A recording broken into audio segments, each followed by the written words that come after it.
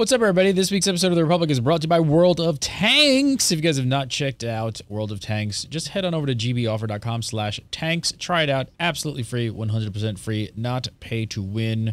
Awesome game, 9.0 update, worth checking out. Check it out, check it out, check it out. Support Gamebreaker by supporting our sponsor, World of Tanks. That URL, once again, is gboffer.com/tanks. Gamebreaker TV.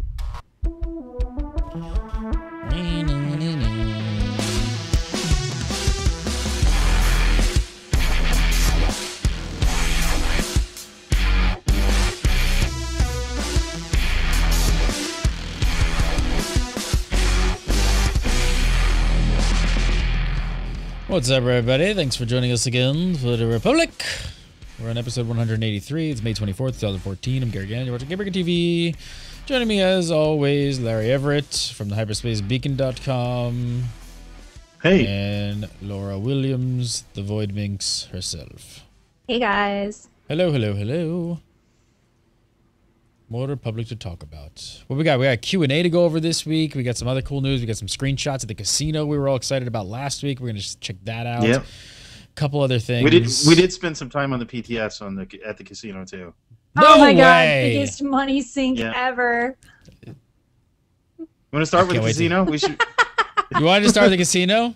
Let's start with the casino. Let's start with the casino. Let's just throw these notes out the window, and I don't know where. That's the biggest. That's the biggest news, anyway. All right, let me see. I got some screenshots at least I can bring up here. So go ahead. Tell me about the casino. It's okay. So basically, we have one for the Republic side, one for the Imperial side. It's the big Star Cluster casino that you see up at the just outside the promenade. And there are, just like you see in that picture right there, there is slot machines all over the place. Actually, wait a minute. Go back to the first one. Yeah. Okay. So that one you see down in the sort of left-hand corner there. Those are the Smugglers Chip Casino slot machines, or the Smugglers Luck slot machines. Smugglers Luck, yeah. Well, there's different types of machines. Yes, there's a two Smugglers types of Luck machines and Kingpin slot machines. And you get different kinds of prizes in each one of them. In the Smuggler's Luck, you can get a buff, which gives you better luck. What is it? It knocks it's like called Feeling Lucky. Yeah, Feeling Lucky buff that knocks like one chance of getting a negative hit off of the Kingpin. And then you also get Can you get credit? No, you don't get credits. What do you get? You get the tokens. You can get a Kingpin token from the Smuggler's Luck, and if you hit the jackpot, you get a golden certificate. What are these purple ones in the center here? Okay, so those purple ones are the Kingpin bounty slot machines. Now, those are the ones that you want to play. They're kind of like the high dollar. Chips for those cost, for one chip, 50,000 credits. Oh. Yeah. Pricey. Talk about pulling some credits out of the system. But, and here's the big but, they have awesome prizes. The most common one that you can get is golden certificates. Then you can get either a car. It's black, has a lot of wood paneling and chrome on it. It's very retro. I actually think it looks really neat. It's not Star Wars at all, but it's a super interesting model. Which if you could imagine like a '57 Chevy as a speeder. That's kind of what it's very similar to that. Yeah, it's like a 1950s Buick. It's awesome. And of course, the one that everybody wants. Wait, is this it here? Is this it? Is it the black one? Yes, yeah, that's it right there. Yeah, it's got nice sound effects to it too. Some sweet wood paneling, chrome, and that's the one that you can get. Now, that blue one, you can buy for 15 golden certificates off of the vendor. Doesn't it scream retro, like 50s diner? Oh yeah, it's totally like a 50s diner for sure. Yeah. And the biggest prize. Makes a little honking sound when you get on it.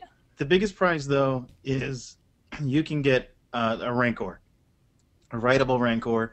It's 0.07% chance to Good win luck with that. Or it's a 0.09% chance if you have the Feeling Lucky buff from the Smuggler's Luck casinos or slot machines. How is PTS? Is it getting? Did this bring people in to jump on? Did this get people excited enough? Was the casino populated at all? There was a few people there. It wasn't a whole lot. Each time that I've been there, it wasn't. There's like 3 or 4 people there at a time, but it's not. It doesn't ever seem to really be the same people though. So, I mean, so I guess people are dropping in to see what it's like. I honestly, but the biggest thing to keep in mind is that the Kingpin tokens, that you can only use Kingpin tokens on the Kingpin slot machines. You can only use Smuggler tokens on the Smuggler slot machines. However, the Smuggler slot machines, you can get Kingpin tokens from that.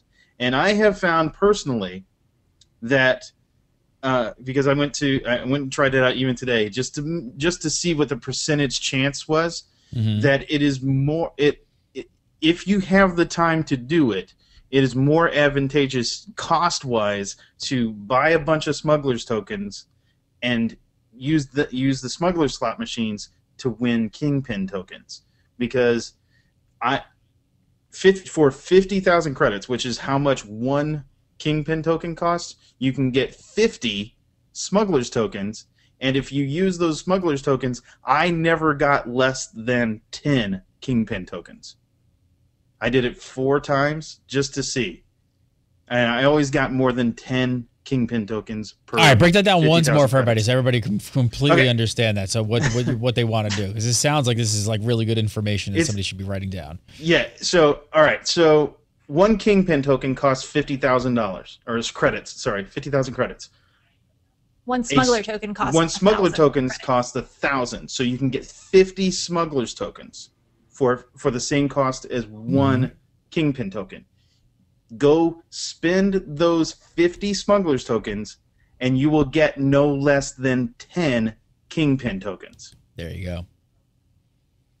And yeah, just play the Kingpin tokens that way. And you definitely don't want to play the Kingpin slot machines if you don't have the Feeling Lucky buff, because like we mentioned earlier, there are 2 lose chances, and it's already got a pretty high chance to lose anyways. But yeah, the Feeling Lucky pushes one of those lose percentages completely off the table. So super rare. I don't even want to admit how much money I've spent on Test Center. it's like over 40 million. Yeah, Laura and and I still don't have the Really? damn Rancor. Yeah. Laura and I tried it a whole bunch of different ways, and it's absolutely, if you have time, if you have a whole bunch of credits and don't know where to spend them, sure, go right ahead and spend them then on give the them to Kingpins. me so that I can go spend your money. Right, but if you're if you're like most players of Tor and you don't have a gargantuan amount of money, then use the Smuggler tokens and then save up. I mean, the event goes for a really long time too. It's going to run from June 10th through August 19th when Galactic Stronghold Early Access launches. So that's tons of time to bank those tokens. And even if you're playing it casually, where you just kind of come through working to get towards all the achievements, because I can tell you the one that's really rare and going to take a while for some people is the slot machine blowing up. What? I heard it. Yeah, the slot machine will blow up. There's an achievement for the slot machine blowing up on you. It's called quality control. Nice. It's and if that happens, you get a title called Be Unlucky. Yeah. I'm still amazed that this is going to be a limited event. I don't know. This just seems insane by the enthusiasm that you two are even showing for this. This is just something I think this place is just going to be absolutely packed when this opens up. Well, on live. It's going to be packed for a couple of days, but to be perfectly honest, it gets pretty old pretty fast. Really? I mean, unless you just have an obsession with sitting there and clicking the consoles and hoping to win, it gets super, super boring. But isn't that what most gambling in a casino is? I mean, it kind of is. It's really that Yeah, is the kind of people what's who have an addiction and can't leave are going to be there all the time, and everyone else is going to come and play for a little bit and try to get their achievements and then leave. It's very much art imitating life here, or in this case, gaming imitating life. Because, yeah, I really suspect there will be some people that will spend all day at those things until they get exactly what they're looking for. I can't wait for people already coming in and complaining, I lost all of my money. All of it. time to go to Gamblers Time Anonymous. to start doing those dailies. Yep. Time to go seek some help. All right, well, it looks good. You guys seem to have fun. I mean, it looks pretty cool. I don't know. I think if they could add to this, what are these? I see these other tables in the background here. I mean, what is going on here? Those were already there, but oh my gosh, I really wish they would add like Pazak or something like that. I think they're supposed to be craps tables, and honestly, SWTOR Miner data mined that there was something that people would be able to play craps. And it would be started by a conversation with the dealer at the table, and then I don't have my notes in front of me, but something along the lines of you talk to it, and then you get to choose chance cubes. Yeah. Like to see whether or not the colors match up. And they said that if it doesn't make it in now, that it might be coming in the future because he data mined 4 different little loss scenarios.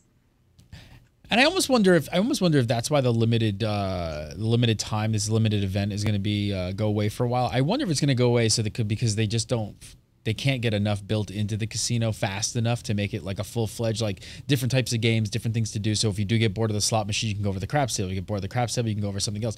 I could see once they get enough of these different games built out, and this room is just filled with like a real casino. That's probably, I would imagine that's what they're going to go for. Just leave this thing open 24/7. Yeah, I can kind of foresee that happen as well.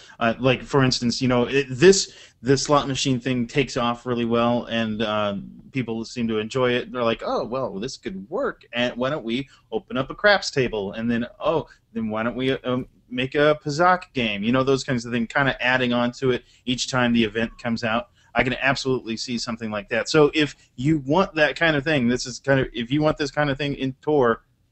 Go talk about how much you like slot machines. Send them a message. They put in more gambling. All right, let's jump off the gambling train. Let's talk about. I guess let's talk about the Guardian and Assassin class rep stuff. Anything else to wrap up on the gambling? I think that's pretty much it. I mean. Yeah, that's just that the rank war is awesome. It is absolutely. If you bankrupt yourself, it's absolutely worth it. That's all I'm gonna say. All right, let's talk about the Guardian and the Assassin class rep Q&As. We got that to go over.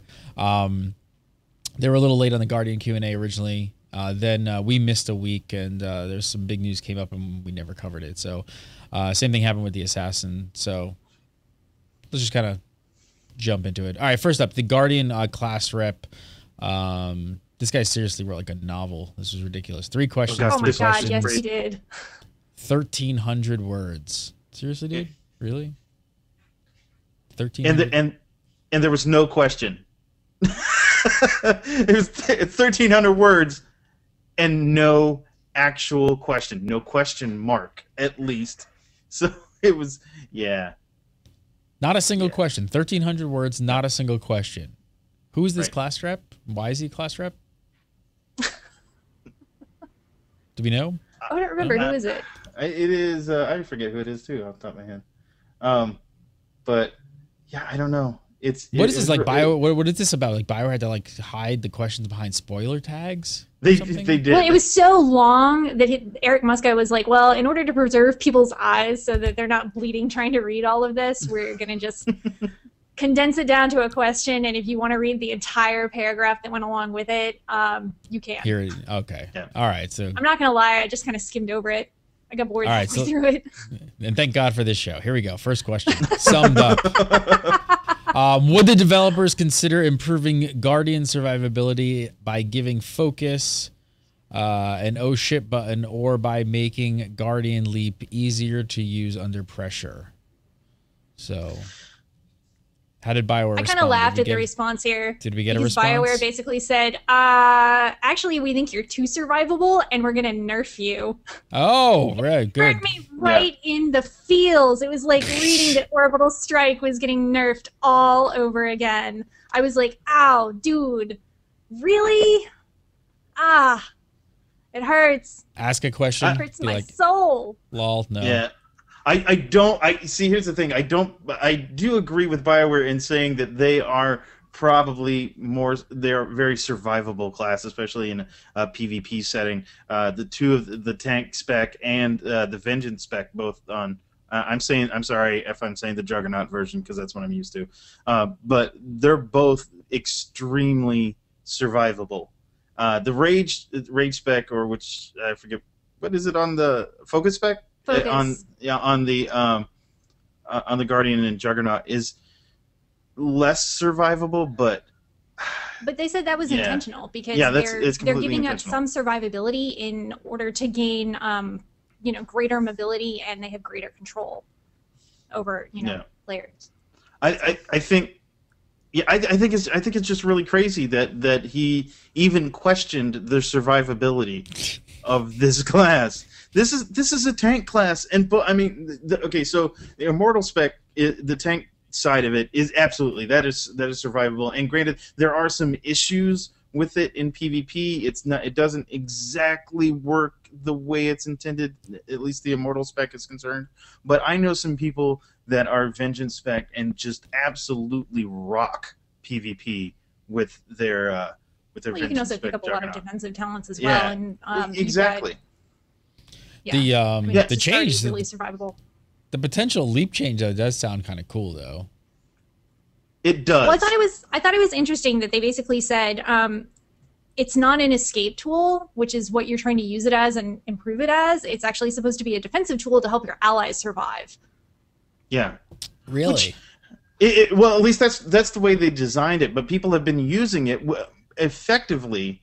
Have been using it to get out of situations that they don't want to be in. So for instance, if they get overwhelmed with just a bunch of people, down. Getting focused down and whatnot, they will target an ally and then intercede to that ally and get away from all those melee guys that are jumping on them. I think that's an extremely effective way to use that ability, even though that wasn't its original intent. And I guess to help encourage that, they are considering, mind you, they are considering adding like defensive buffs to you, the player, if you intercede to somebody, so that they just do. Yeah. They also said that they would consider adding possibly a high-level talent to the rage tree that would allow intercede to remove immobilize effects, and that they could use it while they were immobilized, and maybe give them a short defensive buff. But they wanted to hear feedback on whether or not that would actually happen. Yeah, it sounds like a neat idea. I am for that idea. I would like to see it tested out and see people play it, see what happens with it, and we don't want to make that suddenly overpowered. Yeah, that's what I'm kind of afraid of at this point. At this point, there will be because especially like Vengeance spec Juggernauts right now are extremely powerful in PvP.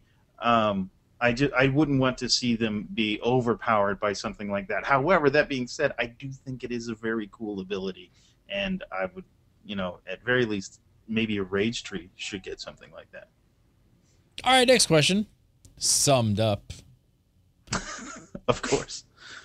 Do the devs have plans to increase the sustained damage of Focus Guardians and provide additional tools to make them more desirable for endgame PvE and PvP content? And they said yes. We are going to buff your single target damage, but you're not going to be better than Vengeance spec. Sorry. Yeah. So yes. Well, it's another one of those things where you got it's single target DPS versus multi-target DPS, and Rage and Focus in this one are designed to hit multiple targets at a time. That's the way it works. It's unfortunately, I mean, it's really, really hard to balance, and unfortunately it's not really good for PvE, especially with like operation level PvE stuff, because usually you're focused on one target, or at least one target at a time, and so a small like the 4-meter AoE that you get with a Rage spec doesn't really do a whole lot of good in a PvE scenario. So I understand the frustration, but at the same time, Juggernauts and Guardians do get a single target DPS spec that is amazing, because some of the top level guilds even have a DPS spec Juggernaut as one of their DPS, so it definitely does the damage well enough in PvE. And this is kind of like what we heard, similar along the lines with, what was it, the power tech, Yeah. The Arsenal spec, where they were talking about how, yeah, we realize that it's underperforming, but at the same time, you have another spec that does really, really good single target damage and is very competitive and comparable to the other, pure DPS specs out there. So kind of not really high on the priority list to get that up there to buff it. Yeah, and even when they do, they're not going to make it as good as what's. So yes, but not a priority for the near future. Right. In a perfect world, every spec would be able to perform exactly what you want it to do and perform really well in each one of the different play styles, PvE, PvP, and all that, and operations versus flashpoints, those kinds of things. But it's just the unfortunate reality is that not every spec can do that. It's not going to happen. You're not going to be able to balance things like that. All right, third question. Summed up. Do the developers have any plans to merge or replace similar or lackluster talents to reduce the vigilance talent tree bloat? How does BioWare respond? They said yes. Well, sort of. They're aware that they're aware that it's got 46 points to spend in that tree, which I think is more than any other spec out there. They said they will most likely reduce that to 44 points. I think the question had actually requested maybe drop it down to 42, and they said they find that really doubtful. More than likely, they'd probably roll some talents in together, such as Overwhelmed would probably be rolled into Rampage. But if somebody else has an excellent suggestion about what they should do, they may consider that as well. They did say don't suggest rolling damage talents together because that's probably not going to happen. All right, so pretty much it. And I guess continuing with the overall theme of class rep Q&As, everyone thinks that their class sucks, which is pretty much how these things go. It's always. Actually, I thought my class was awesome. Why did we get nerfed? Stop asking questions. All right, we got the Assassin Q&A, but first I want to take a really quick break and tell you about our sponsor. If you guys have not checked out World of Tanks, check it out. Go to gboffer.com/tanks. Try it absolutely free-to-play game, not pay to win. Loving the 9.0 update. If you guys haven't checked it out, it adds a ton to the game, like historical battles and things like that. Historical battles are just super freaking cool. And is that not better time? And I gotta say, I love wargaming for the fact that nothing is pay to win. There's nothing I hate more than free-to-play games that sell stuff in the shop that just completely just skew the playing field. And wargaming just in general have taken such a hard line just against that. They just do not do anything that would be pay to win. So check it out. Support Gamebreaker by supporting our sponsor, World of Tanks. Just go to gboffer.com/tanks. You download it. Like I said, absolutely free. No cost to download, no cost to play. It's always good to have some free-to-play games on your desktop, and I highly, highly recommend World of Tanks. Check it out. Keep it up on your desktop. gboffer.com/tanks. Download it today. All right, so let's talk about the Assassin Q&A. We skipped over that. There was some before that big news. All right, let's do the so first question. I said, with no team utility, lack of kill power, and absurdly low survivability, what exactly is the purpose of a Madness Assassin on the battlefield? Are there any plans to alter or... the second part of the question was, are there any plans to alter or change the viability of the spec of the PvP? So that sounds... That's a pretty harsh question. Sounds pretty rough. I don't know. What did BioWare have to say? I think... What are the biggest things that I think the maybe the rep was missing was, I mean, obviously he was missing the purpose of Madness, because I think Madness spec plays different than what you expect of a rogue type class, which is kind of what an assassin is. Madness is it's a dot spec first off, and then it's also it's made to play kind of from a distance. A little bit, you're supposed to you go in and it's sustain damage as well, and so it's one of those that you don't that could possibly be picked off pretty quickly. But if you have like a good healer, like Annihilation Spec, for instance, Annihilation Spec Marauders is the same, very similar. If you have somebody there backing you up, it is a very hard punching spec, because it has sustained dot damage over and over again, and it constantly builds on itself, and so therefore it can be very devastating if you have somebody protecting that Madness Spec assassin. If you have somebody protecting it, but I mean, in general, it's actually pretty weak, especially compared to Deception. I mean, even in Deception, it's kind of saying that it's weak is not. People are going to come back and be like, no, because it's super powerful. But numbers-wise, it is a weaker spec, and so is Madness. So I think that they were perfectly justified in asking why the damage was lacking.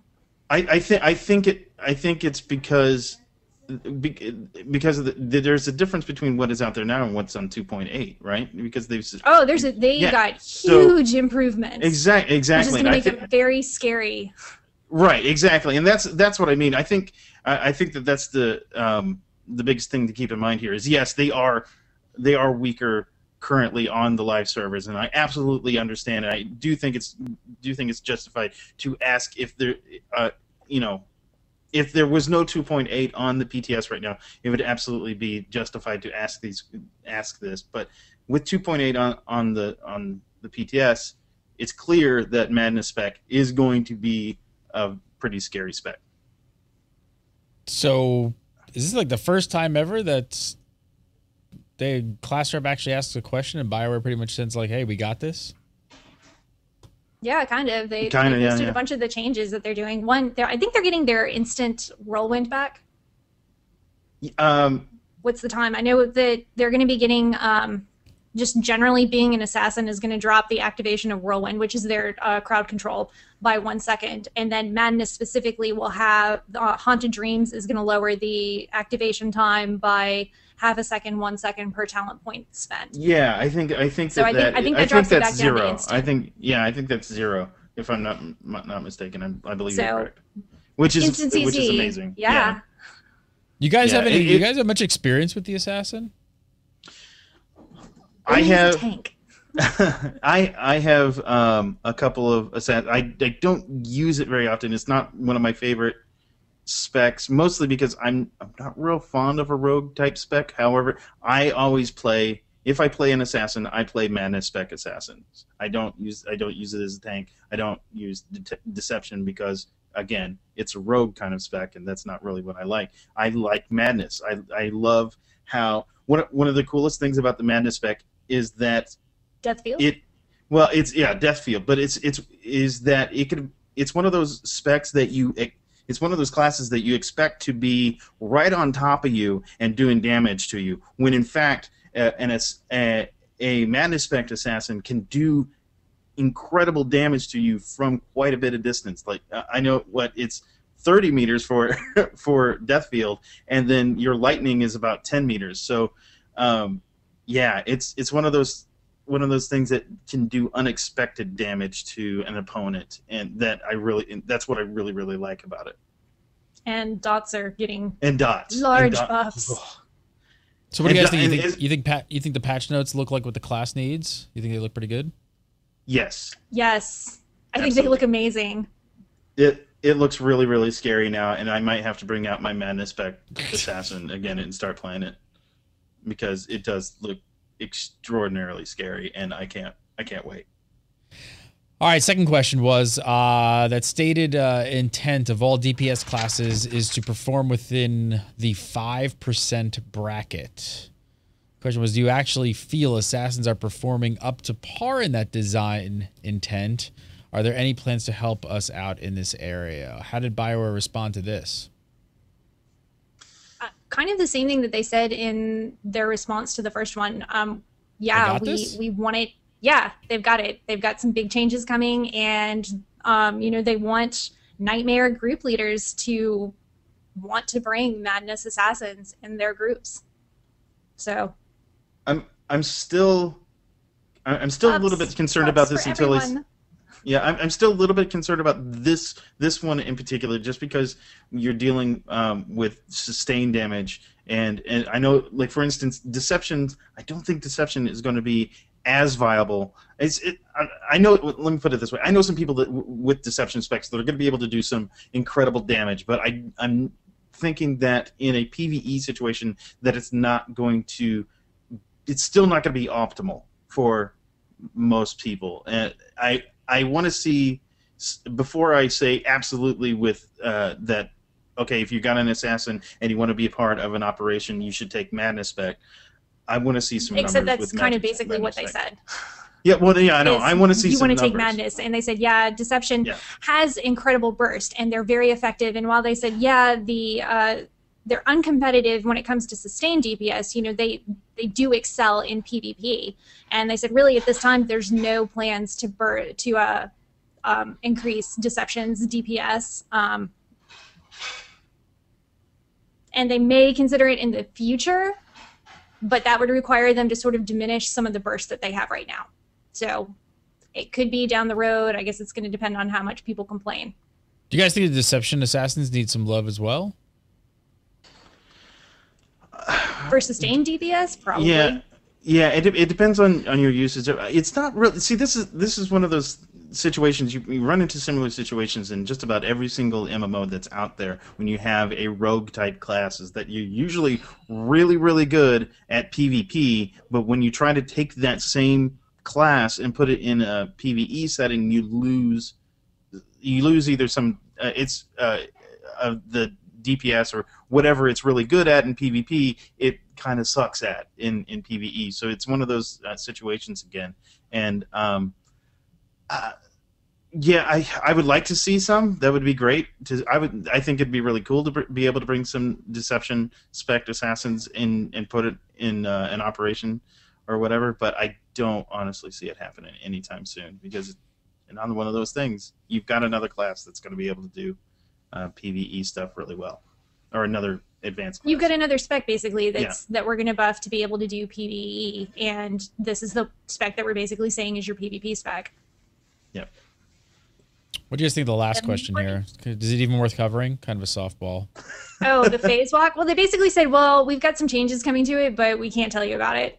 Yeah. But they did say that phase walk duration is being increased from 2 minutes to 5 minutes. Hell yeah. Yep. For sperm for 5 minutes. Hell yeah. Yeah, I'm not a fan of phase walk. I think they should just have switched out with something else, but whatever. Well, I mean, they said it's a PvP talent. That's basically what it was designed around, was for PvP and being able to but escape. But it's the only one that's kind of it's the only new talent that was designed around PvP. That's the thing. Like, I mean, Marauders get double saber throw. That's a PvE talent as well as PvP. Sith Warriors get or Juggernauts get the Saber Reflect, which is both PvE and PvP. So it's the only one where it's just PvE, and it's really annoying. Larry Everett, follow him on the Twitter at SHADOW. Go over to Hyperspace Beacon, and doing a lot of writing on the Gamebreaker TV now these days. Yes, I am. So check him out on Gamebreaker.tv as well. So SHADDOE is where you can find him on the Twitter.